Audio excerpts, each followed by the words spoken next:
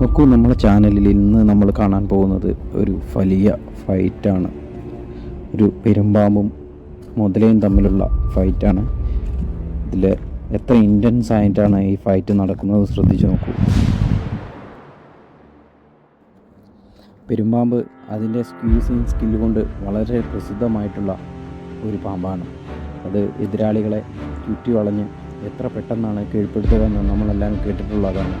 അതുപോലെ തന്നെ മുതല അതിൻ്റെ മൂർച്ചയേറിയ പല്ലുകൾ കൊണ്ട് ആക്രമിക്കുന്നതിനെക്കുറിച്ച് നമ്മൾ ഒരുപാട് കേട്ടിട്ടുണ്ട്. കാട്ടിൽ യഥാർത്ഥത്തിൽ തുല്യ ശക്തികളായ ഇവർ തമ്മിലുള്ള പോരാട്ടത്തെ നമ്മൾ കണ്ടിട്ടുണ്ട്.